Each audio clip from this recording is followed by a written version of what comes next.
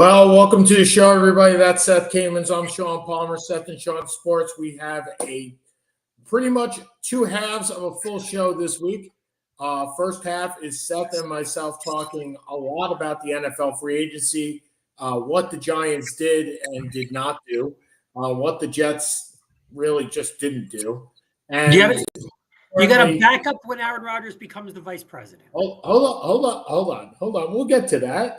And then the second half of the show, we will have New England aficionado and fan of the show, Mark Rubin, who will be talking all things Celtics, all things Bruins, a little bit about the Patriots, hopefully very little, and a little bit about the Red Sox. But we'll have our Boston fix, and then next week we'll continue to talk about the NFL, maybe a little bit of baseball. And then we'll have my brother Mitch Byer join us for the second half of the show to talk about the hockey that's been going on. He has been New Jersey Devil hockey. No, he hasn't. Not whatsoever. Okay. First of all, Seth, let's not talk about Aaron Rodgers and the vice presidential candidate. You mean the man who doesn't want anything disturbing, like he doesn't want to deal with outside sources because he's concentrating on football. Exactly. That was the problem with the Jets last year. Yes. So that's number one. But first, did you see the trade that just happened? Sam Howell goes to Seattle. That was definitely not on my bingos card at all. I mean, Geno Smith basically has one more year on that contract, right? And then it's not a lot of guaranteed money. So next year, they can cut him and take a $13 million dead cap if they want. This year, if they had the potential out, believe it or not, they had the potential out after this year, and they chose not to do that. They could have taken, it could have been a one-year deal, but so it's 3 years, $75 million. They had 24 guaranteed. So he's got 2 more years. Howell's got, I think, a year and a half or 2 years on that contract. That's just a backup job, right? I mean, that's all it is. It's not bad. A guy who had a pretty decent year. But Washington's going quarterback at 2, regardless if it's Daniels or May. They're going QB at 2. They bring in Mariota to be their veteran backup. You had to trade out. And Seattle, look, it's like going to the Giants, where with Drew Lock, it gives you a chance. Okay, Seattle may say in a year, you know what? I think Howell can be my guy, because Smith's not the long-term solution there. And just similar to Drew Lock going to the Giants, not that I think Drew Lock is the long-term solution, but Jones may not be ready for the first half of the year. And this gives you, okay, here is your chance to see what you can do, starting 4, 5, 6 games with, Okay, so I like it for Seattle. Okay, so there's 2 things going on here. First of all, I believe that the situations are much different. Number one, because I think Sam Howell is better than Drew Lock. That's fine. Number one. Number two, you are presuming that the Giants don't draft a quarterback, which I am not told. I don't think they're drafting a quarterback. And I'm not sure about that. And I think if they were smart, they'd trade back and draft a quarterback. But I don't think I think they're going to draft a quarterback either at 6 or they move back. I don't think they're okay. Let me rephrase. I don't think they're drafting a quarterback at 6. Okay. I could see them drafting one at 39 if Penix is available. Oh, no, I think they're drafting one in the first round. Oh, you think they're trading up? No, I think they're looking at JJ McCarthy. You're taking McCarthy at 6? I think that if they either take McCarthy at 6 or they move back to 10 or something like that and take McCarthy. Yep. I hope not. I think somebody trades up for those wide receivers, one of those wide receivers, and I can see that definitely happening. I sure as hell hope not. Oh, I know you do. If you're looking at teams that, if we're Yeah, the Jets are a perfect example. I looking get it. to trade up for wideout. No, I don't want the Jets trading up. No, thank you. But I could see because you want an Chicago offensive trading up for lineman, one but of I them. can also see them trading for a number 2 wideout.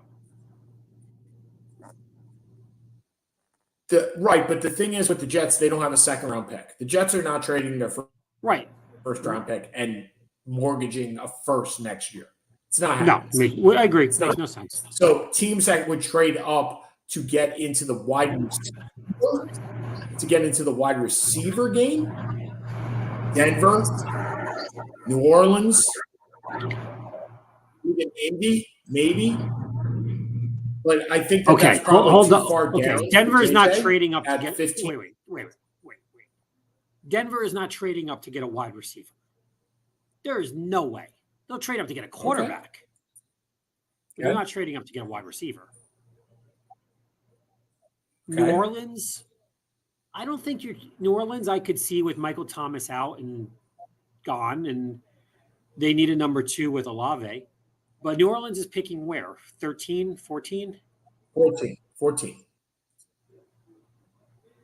So you're going to trade a second rounder is not going to move you from 14 to 6.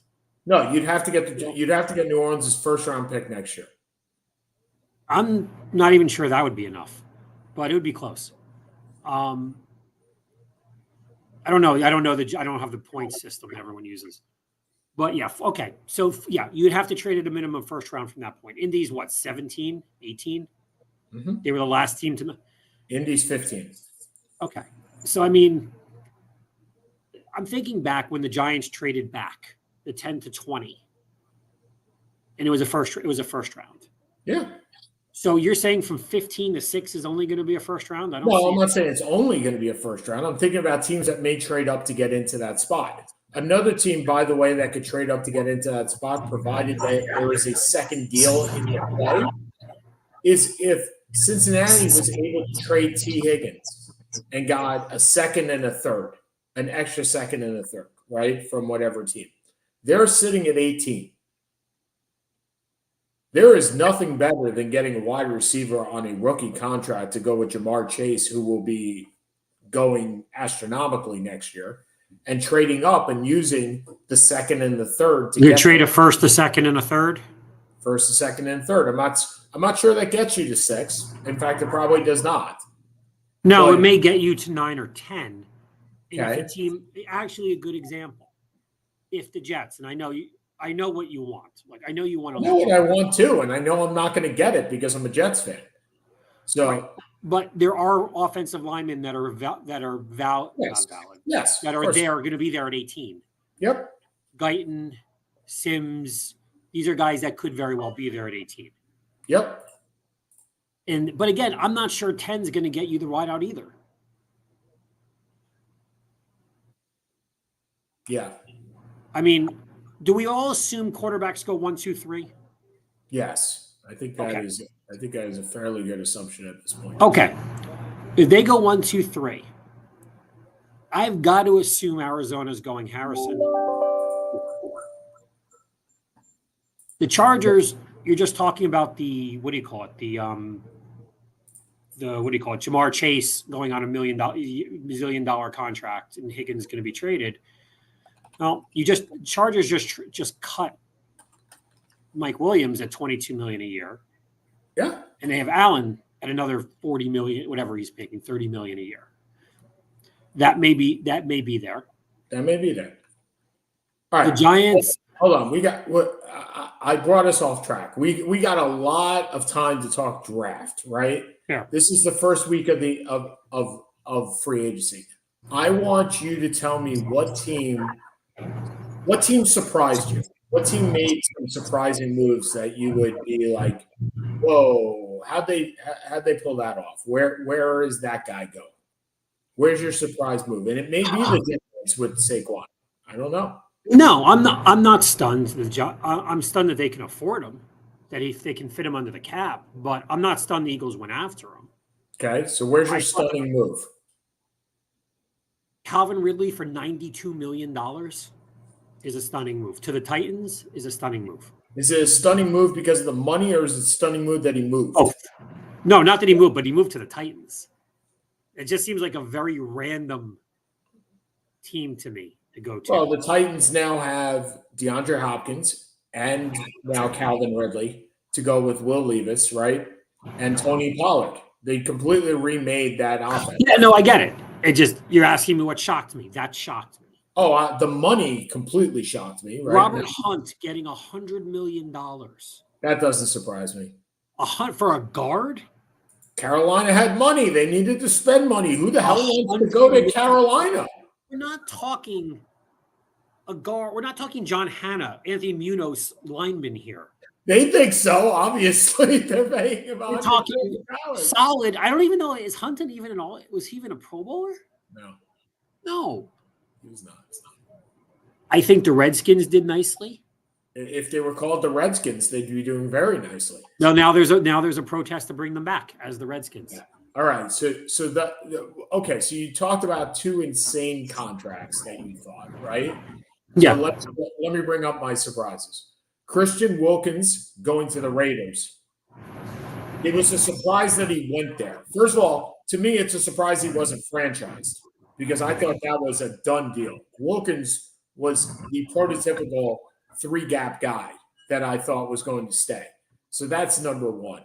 As far as $110 million, yeah, I mean, okay, he gets $110 million.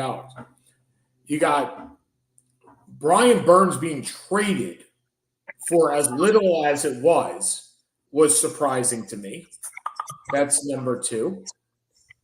Other surprises, your boy and my boy, Leonard Williams, getting another huge contract. He's the Kirk Cousins of defense. My God, 3 years and $64.5 million. Okay. Tony Pollard getting $21 million. Again. That's a shock to you? Yeah, he didn't have a 1,000-yard season yet. Like, it's a shock to me. Last year, he finished under 1,000 yards. He was, yeah. For only $6 million a year was a little bit of a shock to me. Who? Austin Eckler, only $6 million. Yeah, that was low. And he's with the Commanders as well. I think the Commanders did very well. I do too. That Frankie Laveau, who is a top-notch linebacker, a guy that we will definitely be looking at him in our fantasy league for middle linebackers. They got Zach Ertz for 1 year, Nick Allegretti for 3. They loaded up on 1-year contracts with Clelin Ferrell, Jeremy Chin, who was supposed to be one of those guys. That's one of the guys I would have liked to have seen the Giants get, to be honest. I mean, they did well for themselves. The props to you for betting on yourself goes to Baker Mayfield. Oh, my Lord. Take a $4 million deal last year to take $115 this year for 3 years. That's props to him. And I will tell you, props to the Buccaneers as a whole. They went in with 3 problems, right? They only had 1 tag, and they had 3 players. They had Mayfield, Mike Evans, and Antoine Winfield. And they came out with all 3. And they came out with Levante David, who they re-signed, who would have looked awful in any other jersey but a Buccaneers jersey. Okay. Other signings I loved. Patrick Queen to the Pittsburgh Steelers. We will be picking Patrick Queen in our fantasy league. We will discard Roquan Smith and pick Patrick Queen. We may not want to do that. We may want to stay away from the 2 linebackers. That's right. That's right. One's on one team, one's on the other now. Right. Yeah. That's okay. Deontay Johnson. The trade to Carolina. Yeah, I like the trade for Carolina. CJ Gardner-Johnson going back to Philadelphia. Really good deal for them. You like Edwards going to the Chargers. I loved Edwards going to the Chargers. I was getting there. Javon Kinlaw to the Jets. If I'm going to pick a guy. I guess my question is, of all the positions for the Jets to go for, do you need a defensive lineman? Well, because they lost Quentin Jefferson and they lost Bryce Huff. So, yes, you did. And I wouldn't be the least bit surprised if Eric Armstrong, who got released, winds up with the Jets. The hey, we missed you and we're glad you're back goes to Morgan Moses of the Jets, who, when they acquired him yesterday, I was like, didn't we have this guy like 2 years ago? Well, yes, we did. and he's back. The Giants, I loved what they did on the offensive line. I really liked the fact that they got Garnier and they got Eliminor, but they got him for not reasonable prices. Reasonable prices. Demario Davis, welcome back to New Orleans. I really did. Again, another guy I can't see in any other jersey. The Patriots get the win for the most players acquired. None of them I like, but the most players. I mean, let's go through this. I mean, Mike Onwenu, who's their own free agent, they signed for almost $20 million for an offensive lineman. Hunter Henry for $9 a year, 3 years. Anthony Jennings, 24. Kyle Duggar, who they got on the transition tag. Oh, I'm sorry. We had you once. Welcome back, Jacoby Brissett. 1 year at $8 million. Kendrick Bourne for 19. Antonio Gibson for 12. Jalen Rieger. Kachuma Orafar. Josh Uche. Christian Stop it. Just stop Austin it. Hooper. Alex. No, these were all 1 year deals. And I'm sorry, the last guy I have to say, Tyrone Wheatley Jr., an offensive really line. Offensive line, not a I running feel old. Old. We feel ancient with that one. Okay. Look, the Vikings get Sam Darnold. I thought this is where Sam Howell would eventually wind up. And now that he's not going to wind up there, oh my Lord, Sam Darnold. Who else? Well, it just is there anybody else? No. They're not getting Justin Fields. There's nobody else out there. I mean, right. Look. Pretty much the same you have your he's got his shot. He's got a decent line. He's got a stud wide receivers. You know, not too many people in their 5th or 6th year get a reasonable shot at redemption. And he got a 1 year, $10 million. Just think about it this way. Baker got 4 last year. He just got 10. Yeah. Okay. By the way, congrats to the Pittsburgh Steelers. You win the Russell Wilson Award. I'm not really sure that's an award, but you won it anyway. They better get a running attack. Well, there's Zeke. No, they still have Najee Harris and Gerard Warden. Okay, then. But that wasn't good enough last year. It's not going to be good enough this year. Well, the question also is, will the offensive line be better this year? If Wilson, I assume Wilson is going to beat Pickett out for the job, because if he doesn't, then Wilson's got nothing left, and I don't believe that. And that should open up the box a little bit for Harrison Warren. Yeah, George Pickens better be on his horse and not complaining about throws. The Dolphins today, I think, recovered well from Xavier Howard, where they let him go and signed Kendall Fuller. They got Kendall Fuller for a couple of years. Yeah, I think they recovered very well. They got Jordan Poyer and re-signed Robert Jones, and they got Jordan Brooks from Seattle. By the way, Bobby Wagner going to the Commanders also, I like it. I hate it just because I hate the Redskins. I think it's great. But you have the problem I have is that Bobby Wagner and Frankie Luvu are both now on the same team, which means they're going to be stealing tackles. Yes, it means we're not drafting them. Probably not. The Rams have a we defend our championship led by Easton Stick. We will defend our championship led by Gus the Bus. I was going to get to the Chargers, and my Lord, I love this. Okay, so Gus the Bus. The Chiefs, I think, look, they re-signed Chris Jones to, you want to talk about Moolah, 5 years and 160. They still have L'Jarius Sneed. We'll see if he's still there. And Drew Tranquil. Jacksonville loses Ridley, gets Mac Jones and Gabe Davis. Who's the first guy they got? They got Mac Jones. Mac Jones. I'm sorry. Mac Jones goes home. Yep. Oh, and they got Jones pickup. I think the Mac Jones pickup, I think, is great. And according to CBS, they picked up Eric Armstead today. Darn it. Okay. The Colts re-signed Zaire Franklin, another one of our championship guys. So does Jacksonville make the run at T? At who? I'm sorry? Does Jackson? I mean, I don't know their salary cap situation. So I'm thinking hypothetically, if Higgins really does get traded. Oh, T. Higgins. They have seems logical. Yeah, they have room. I mean, look, if you're looking for, the Colts could make a run at T. Higgins too, right? Yeah, but I assume he's going to. The team that's going to trade for a Higgins is going to be a team that's looking for a number one.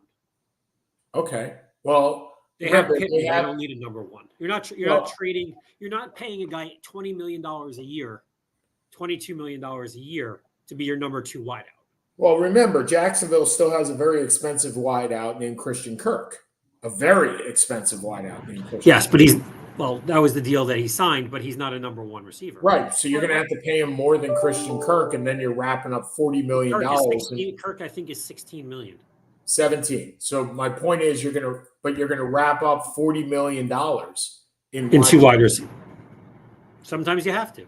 Again, if you also want to make this run before Lawrence signs his second deal,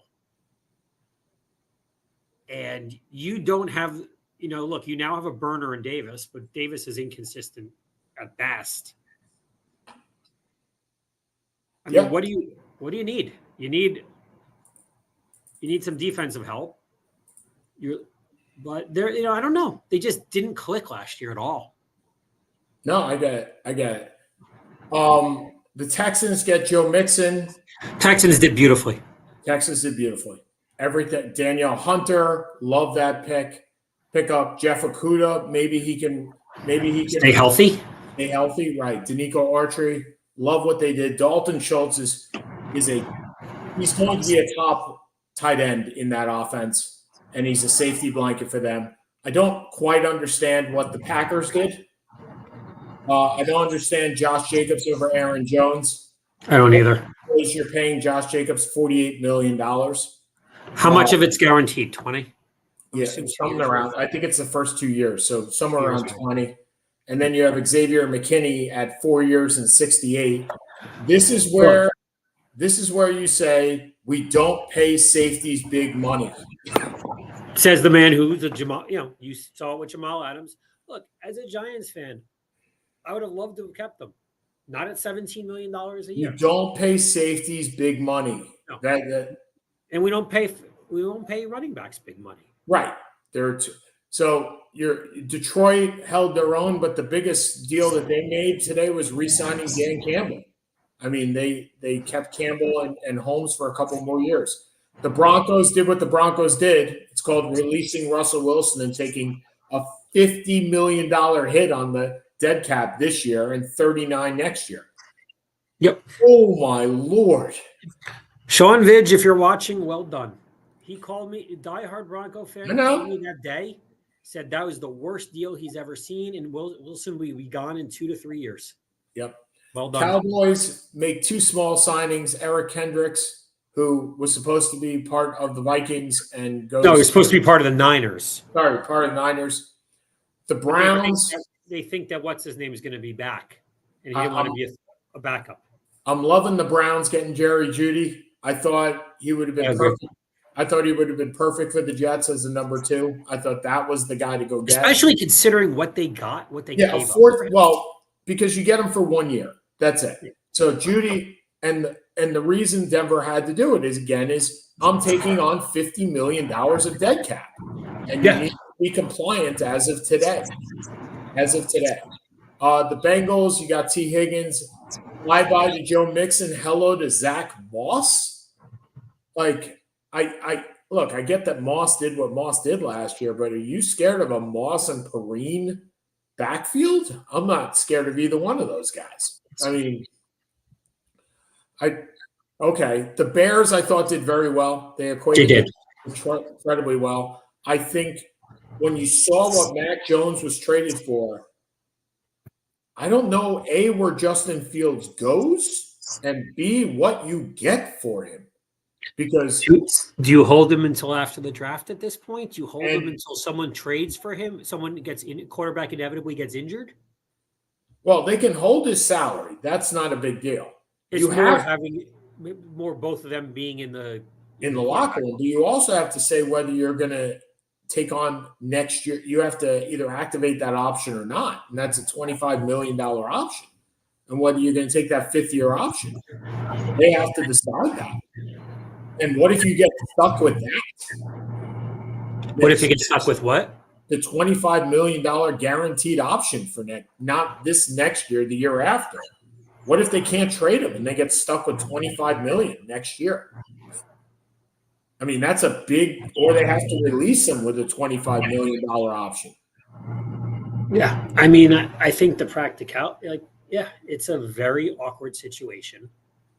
And there's no place really to go with it. Because the problem is no one's going to offer him much of anything at this point because he's a sunk cost. They know everyone knows they need to get rid of him. So the idea of giving a second round pick or a third round pick seems meaningless because Well, Mac Jones got a sixth. And Mac Jones has had more success potentially than Justin Fields. Yeah. I'm not so happy with the DeAndre Swift 3 years and $24 million that Chicago gave him. That doesn't really hit me. The Panthers gave money to whoever would take money. That's about the only thing I could say about them. The Bills cut their entire entire secondary. They re-signed some of their own. Welcome back, Mitch Trubisky. I love these welcome backs, right? Welcome back, Mitch Trubisky. And with regards to Deion Dawkins, congratulations on the best fake out of all. So I'm not sure you know this. On Twitter, or what is X, he said goodbye to Buffalo, and then 3 hours later announced his extension. So well done. Look, the Ravens did the Ravens things, right? So they lost a bunch of people inside very few people that were not their own, so they can get more on the compensatory picks. But the one guy they re-signed 4 guys and they signed 1 guy. But that one guy, oh boy, thank you so much for making this is like the dream scenario for me in getting Derrick Henry. Because I'm going to love seeing this. This, as I called Seth last couple of days ago, this is either going to be perfection or a 0. There is no way this goes in the middle.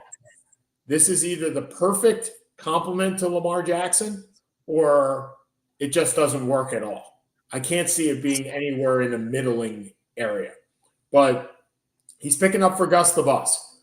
Congratulations to Kirk Cousins. You should just be an attorney because, my God, you have earned $300 million in guaranteed money as an NFL quarterback, and you're not even a top 10 quarterback ever. $300 million, Seth. Have you ever put him in the top 10? No. I mean, he may be a top 10 fantasy quarterback, but he's not a top 10 quarterback. And this year, I think if he can unlock everything, then he will be. Great trade, by the way. Apologies to Desmond Ritter's grandmother, who we met a couple of years ago. But he was traded today to the Cardinals for Rondell Moore, which, again, the Falcons are doing good things. Like, they got Rondell Moore. They got Darnell Mooney, who I didn't realize they picked up for 3 years. Yeah, they got him for 3 years and 30-something. And then get Cousins. The Cardinals did Cardinal things. I mean, there's not much to it. They are basically where they are. And I like the Jonah Williams signing. They pick up Ritter to be the backup. By the way, the Falcons' backup now is Tyler Heineke again. And hopefully we don't see him. I'll talk about the Jets. I will, because we talked about the Giants at the beginning of this, and we're waiting on Mark Rubin, who I'm sure will be joining very shortly, as he is generally not on time. Look, Re-signing Zerline and Morstead actually puts the Jets special teams in a place where they haven't been in a while, consistent. Tyrod Taylor, welcome to the show. I hope I never see you on the field, ever. And you got $18 million to be my Jim Sorgi. I was going to say, good luck on that. Please be my Jim Sorgi. And to Aaron Rodgers, you are not allowed to run for vice president. It is not permitted. Seth, what was your first thought when you saw that?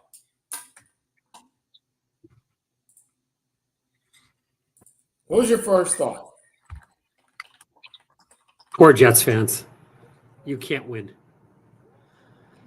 Because now we're going to hear about this crap for, well, at least only maybe hopefully another 2 weeks, because apparently Kennedy is announcing his vice president on March 26th. By the way, note from Randy Zelia, which I just saw, the Giants are still in play to move up. Oh boy. And you move up and you're taking a quarterback. Yeah. I just don't want JJ McCarthy. Welcome to JJ Land. All right. Seth, with that, we'll bid you adieu. We know you have a half hour time, and we'll welcome in Mark Rubin. Mark, welcome to the show. We're going to remove Seth. Bye, Seth. Hello, Mark. How you doing, buddy? I was about to say that I'm a lowly and inferior replacement for Seth. Well, you're something. I'm not sure. Welcome to the show, old Boston guru that you are. We were actually just talking about, please sit down. We were first talking about the New England Patriots. We'll talk Patriots first. We'll move on to the Celtics. And then if we have time, we got the Bruins and the Red Sox. So we'll start first with the Patriots. So you got a whole lot of nothing as far as I'm concerned. You spent a lot of money on a bunch of one-year deals. Jacoby Brissett joins the – we knew this guy already, right? Club. You keep Kyle Duggar on a transition tag. You spend a lot of money on a backup offensive lineman on Wino. You welcome back Hunter Henry, Jalen Reagor, Josh Uche, Austin Hooper. You welcome back, and the best guy of all is the last guy on this list, which makes Seth and I feel, Tyrone Wheatley Jr., who happens to be an offensive lineman, which I don't know is he bigger than his father? Like, I guess he is, and he's been that way for a while. So coming out of this, you're definitely taking a quarterback at 3. There's no way around this, right? It's an absolute must. Absolutely. It's hello, Drake May or Jaden Daniels. It's one or the other. Okay, so if you had a preference, and according to our Giants insider, the Giants are still in a play to move up. I can't see the Patriots trading that pick down. No, I don't either. No, they're going to take whoever the Commanders or whoever is picking 2 doesn't take. And the Commanders today traded Sam Howell, so they are in a perfect spot to trade whoever is not picked. They get their choice, right? It's not Caleb Williams. They get their choice of anybody else. So but you don't have a preference, or you do have a preference? I think I don't have a preference. They both bring a different skill set, both of which would be valuable.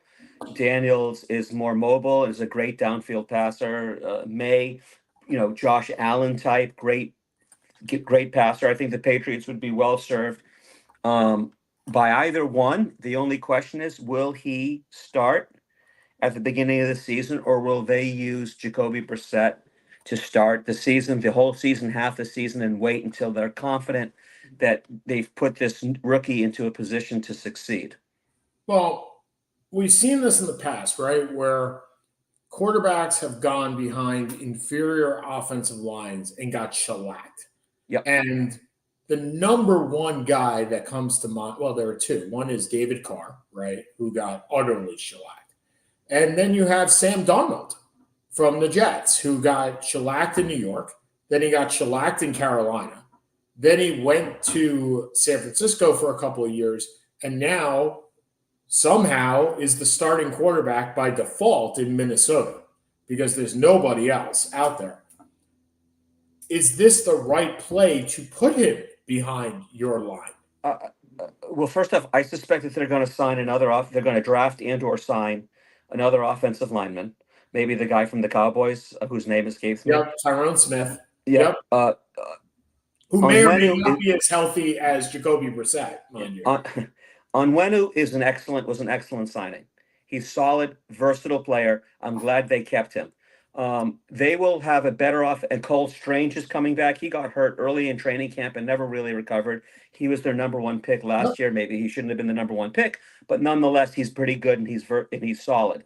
So they'll have a much better line. Then the question is, can they add a dynamic wide receiver to the mix? Somebody who's better than Juju Smith-Schuster. Well, those guys aren't available anymore either. Unless you're trading for T. Higgins, and if you're trading for T. Higgins, you're giving up your second-round pick. Well, what about the person the Chargers just released? Mike Williams. Mike Williams is as healthy as, I don't know, Jacoby Brissett, which is as healthy as anybody else. So, I mean, Mike Williams has not played a whole lot in the last couple of years.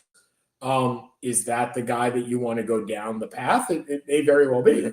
But the fact is, it's either he is. I mean, you have the 34th pick in the draft. I think that is your only second rounder. It is. You have 68, and I don't think you have another third rounder either. No, I think we have all 7 picks, and then we have the extra one for the Mac Jones pick.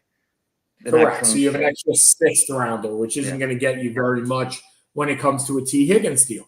If you're looking for a deal for T. Higgins, you're giving up probably your second and maybe next year's second, or this year's second and a third. And is that what? And then you have to sign him to a big deal, right? You're not just buying. And his injury history says not durable. Well, you're talking about getting Mike Williams, who his injury history means 4 out of 18 games. Right. So they wouldn't have to give up as much to get him. That is correct. But they wouldn't be getting quite the player. But that is also true. The player is important. But I look at the Patriots right now. So you're starting. You got Connor, according to the depth chart that I'm finding on ourlads.com. Connor McDermott is your left tackle. That is not a left tackle you want. Trust me, as a Jets fan, that is not a left tackle you want. Cole Strange is your left guard. We talked about him. We all have confidence in David Andrews at the center. Owenu is your right guard, and you just signed Chimuka Okafor as your left guard, as your right tackle. So your right tackle and your left tackle are average, maybe a little bit better than average, but certainly not something you say, yes, I want these guys. Neither one of them is an all-pro. Neither one of them is a Pro Bowler. And right now, your wide receiver core is Juju Smith-Schuster, Kendrick Bourne, and Demario Douglas. This is a last-place team, Mr. Rubin, right now. I'm sorry, I can't hear you because I'm beginning to stroke out. Do you agree with me that on paper, at this time, this is a last-place team? If they're not a last-place team as we speak right now, they're a next to last-place team. Okay, so no playoff aspirations. I am being realistic. Now, if they... By the way, ladies and gentlemen, this is a first for Mark that he's being realistic with this team. Realism is my middle name. And by the end of this half hour, you will see why. Okay. So tell me, all right, so if you're definitely taking a quarterback, you're not trading out of that slot. Yeah. If you're the Patriots. Correct. Okay. And your cap room is By the way, I'm looking up. I'm just interested in how heavy Tyrell Wheatley Jr. is 320 pounds. That guy is definitely heavier than his dad. There is no doubt that he is heavier than the former running back out of Michigan. He went to Morgan State, by the way, not Michigan. I guess he didn't make it to the Road Raiders of Jim Harbaugh. Looking at the NFL this past week, what were your surprising moves? Obviously, Calvin Ridley taking $92 million to go to Tennessee. Number one, taking less money than he would have gotten with the Patriots, who offered him a little bit more. And number two, how the heck does Calvin Ridley get $92 million is one of the things that I'm thinking about. Well, the real question is, how does Kirk Cousins continue to get one big contract after another when I think he is the most overrated, one of the most overrated, overpaid, underperforming quarterbacks in modern NFL history? Well, we talked about Kirk Cousins. Kirk Cousins has earned $300 million in his NFL career. Kirk Cousins, to Seth and myself, has never been a top 10 quarterback in the NFL. And Kirk Cousins could be his own attorney because, my Lord, that man has earned $300 million without ever being a top 10 quarterback. That's rather impressive. Absolutely. That's called betting. So he wins the Bet on Yourself award. And number two is Baker Mayfield, who comes off a $4 million contract to get $115 million. I don't begrudge any of these guys one penny because, as we all know, as we've all seen, one misstep, one bad hit, and their career is over or severely depleted. And not even a career, Mark, it's their life, right? Yeah. These guys, so there's a guy, do you remember Ricky Prohl? Of course. Okay, so Ricky Prohl Jr. was actually on, it was either America's Got Talent, one of those shows, right, where he's singing. I saw this the other day. And they brought him out, and he goes, I am rather intimidated. And the show hosts are like, why? He goes, well, I'm not used to this type of audience. I'm more used to like 80,000 fans, and I'm running on a field. And they asked him what happened, and he ripped up his entire knee his rookie season. And when they put it back together, the doctor said, you'd be happy if you're able to walk again. And now he's on This America. He's got a great voice, by the way. But it was just interesting that you say one step and your career is gone. One step and you may not be able to walk again. Yeah. You may not be able to pick up your child. Or you Exactly. So, in Kirk, so in these cases, these guys, many of them are, walking, budding CTE cases. So all the power to them. Make your money, make it so that your wife and your family and your kids and your grandkids and your great grandkids are taken care of. It's a great country. It's life-changing money. And the other thing is, remember, this is one-sided contracts, right? Yeah. So you see when people talk about these contracts, and it's important to note, and I'm going to bring up one of them just off the top of my head. So you have the Chris Jones contract, right? Chris Jones is signed for, let me get the actual number, Kansas City. Hold on one second. He signs for 5 years and $160 million, which is an amazing amount of money, right? It just is. Understand that Chris Jones will unlikely see all of that money. It is incredibly unlikely for him to. Now, it is likely that he will retire as a Chief because once he's cut, he probably won't go anywhere else. But he received $95 million in guarantees.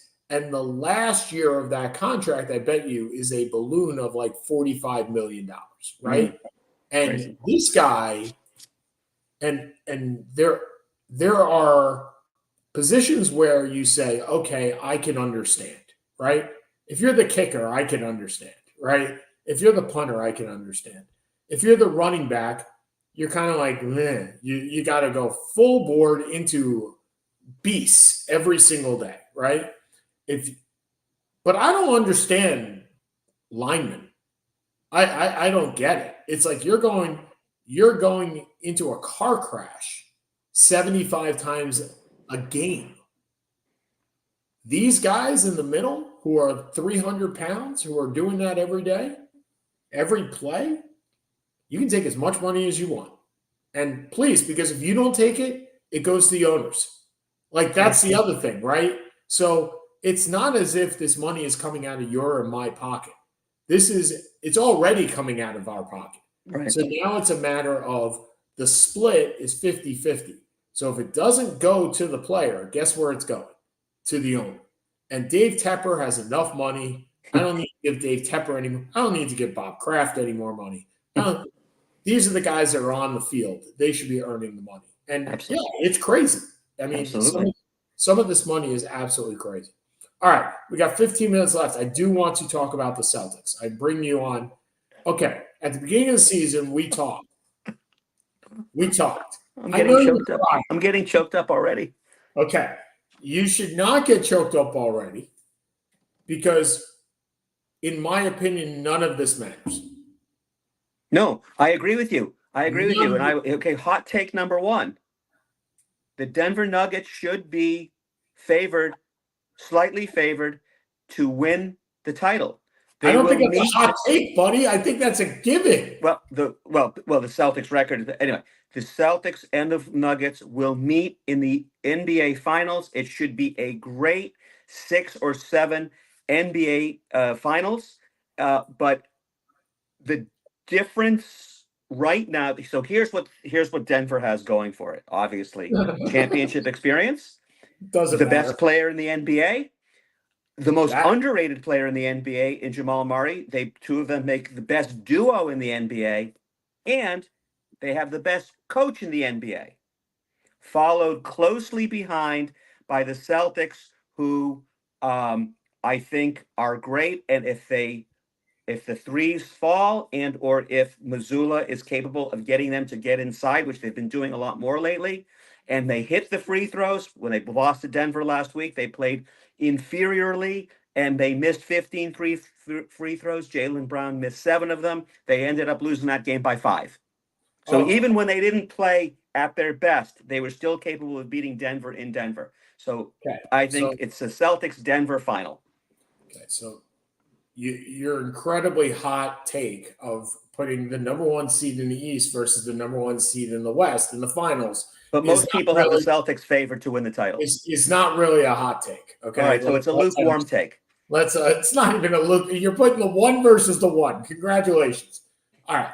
So let's talk about this. Number 1 has nothing to do with whoever has the best record and whoever has home court. It has absolutely nothing to do with coaching. It has nothing to do. I don't know. The reason why Denver right now is better than the Celtics is because they have not only the best player in the NBA, but they have a player that the Celtics can't guard at all. And nobody can guard him. If he is within 6 feet, it is a bucket every time. It's a bucket. Because you can't move him off a spot. The only way, in my opinion, to beat, and I've watched both games, full games, and you can ask Seth. I've watched more NBA this year than probably any other year because I wanted to watch LeBron because we're not going to get a lot of times to see him anymore. I want to watch the immense talent of Nikola Jokic, which, oh my God, he looks like Butterbean, but he's 6'10", and somehow he does everything he needs to do. Yep. Right? And I wanted to see how the Celtics, with their 51-14 record and their 29-3 home record, who one of those losses is against the Nuggets, are going to play when Jason Tatum is not the number 1 player on their team. And he has not been when they need him. And that is your hot take. The scouting report to beat the Celtics is twofold. Make somebody other than Tatum beat you. Jaylen Brown had 45 against the Nuggets, and we still lost. And run us off of the 3-point line. But there's another thing. Hold on. Jason Tatum has to want to be the player. Oh, agreed.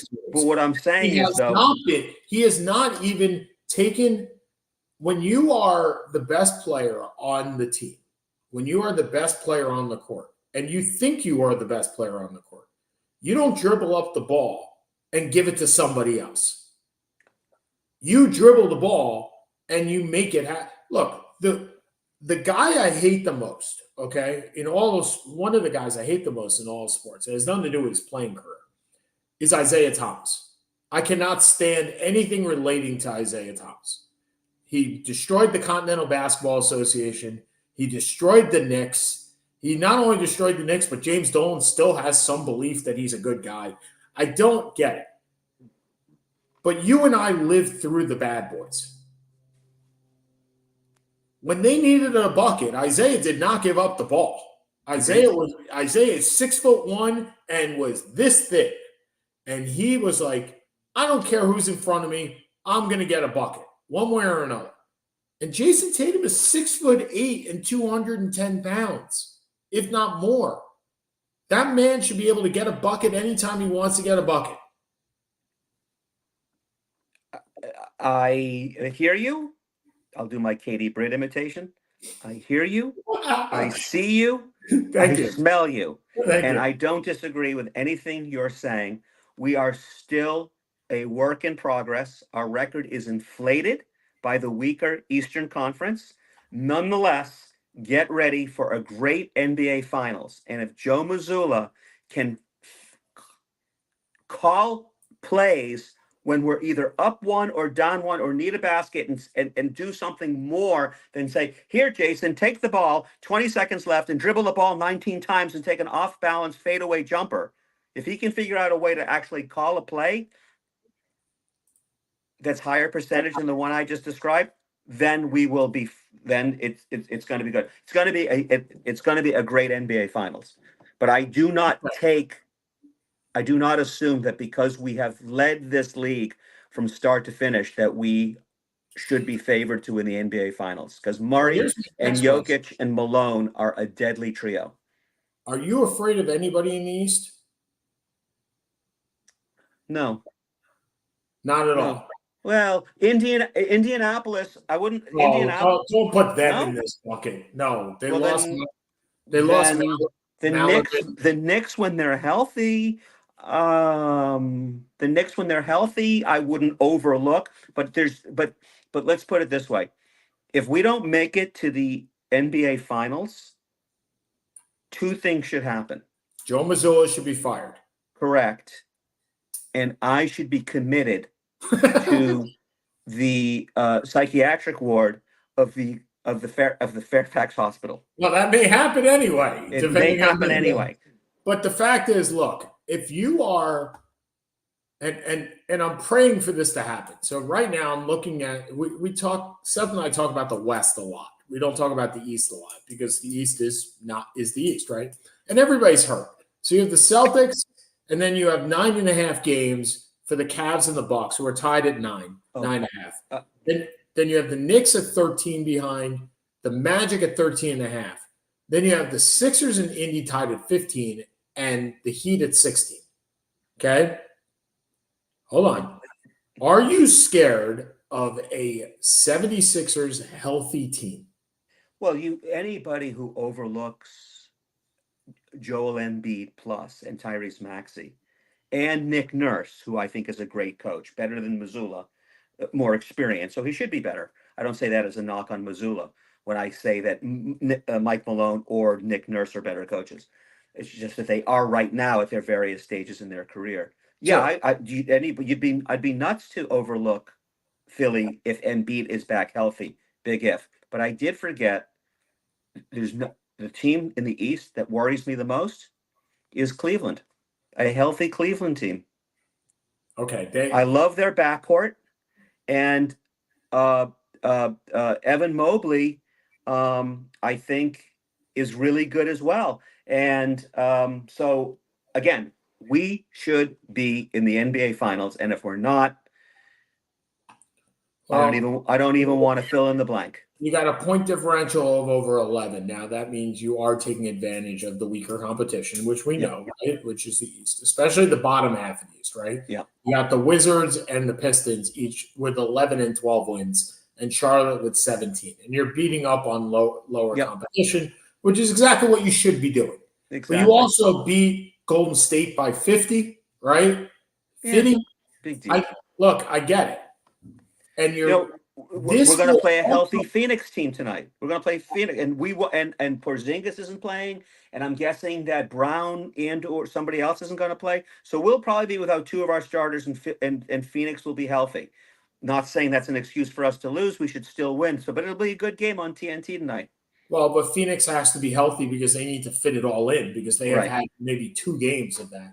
Exactly. But the fact is, you and I talked at the beginning of the season. And number one, we said, would this be a success if you don't make the finals? And you said, then no. And you're going to say now, no. If you don't make the finals, it is not a success. And I said one thing at the beginning of the year, and I still stand by that. Your success is based on the health of Kristaps Porzingis. Absolutely. Jason Tatum is our MVP. KP is our MIP. Most important player. Absolutely. We're on the same page. You run through Kristaps Porzingis. Absolutely. You do not run through Jason Tatum. And sometimes that is even harder when it's not your best player. Agreed. Because now you have to judge that. But he has been amazing. I've every time I watch him, he is a different player than the player he was in New York, which he is a more fundamentally sound player now than he ever was in New York. And that may be because he plays with Jaylen Brown and plays with Drew Holiday. And Derek White. Yeah, it is. And Tatum. Here's my next question. When you put, and I know we got like 2 minutes left. What's your closing lineup? So let's presume that your closing lineup in Denver is Jamal Murray, Michael Porter Jr., KCP, Aaron Gordon, and Nikola Jokic. What is your closing lineup against that? I think it has to be our 9 times out of 10. It's going to be our starting lineup. See, and I think Derek White comes out and Horford comes in. Because I think maybe it depends. The double big lineup is going to be useful, and that's where I'm sure that's what Mazzulla and the coaching staff are discussing a lot as to when to deploy it. So is it KP and Horford? Is it Horford and Xavier Tillman? Xavier Tillman won't even see the court in the playoffs. You don't think so? All right. Well, anyway. Your lineup will be 7 to 8 deep. Yeah. If Hauser and or Pritchard get in the game, I think that's a lot. I think one of them there may be 7 or 8. I don't think it'll get any further than that. It'll be 8. The core will be Pritchard, Hauser, and Horford coming off the bench. Horford is just as important as KP. Yeah. Because you don't have a body to put on Jokic at all. Yeah. I agree. And Zach Lowe said this the other day on his podcast. The scariest thing in the NBA is seeing Nikola Jokic rebound and dribble up the court because he knows what he's doing and you have no clue what he's doing. The most important matchup in that game, in that series, will be Holiday and or White on Jamal Murray. Yes. Well, because you have to take one of them out. Exactly. Or limit one of them significantly. And if if Aaron Gordon's dunks are more than 6, you lose the game. I agree with you. And you can't lose. And that's the brilliance of Jokic. He penetrates and then he makes these passes through crevices because when he's been double team or treble team, then Aaron Gordon, we saw that last Thursday, and all those great dunks that Gordon had. Exactly. Right, Mr. Rubin, we got to run, but I just need to say one thing. Yes, one thing. Yes, sir. I don't know how many people are listening to this. Certainly not enough. But I want a one-day boycott of the Red Sox to send John Henry and his flax mouthpieces the message that you have more money than God. You don't have to do what the Dodgers are doing, but would you please sign Jordan Montgomery at the very least? We'll see. Mark, we'll have you on towards the end of the NBA regular season before the playoffs, and we'll talk more about Celtics. Thanks so much for joining, everybody. That's Mark Rubin. I'm Sean Palmer. Seth and Sean Sports. We'll talk to you guys next. Have a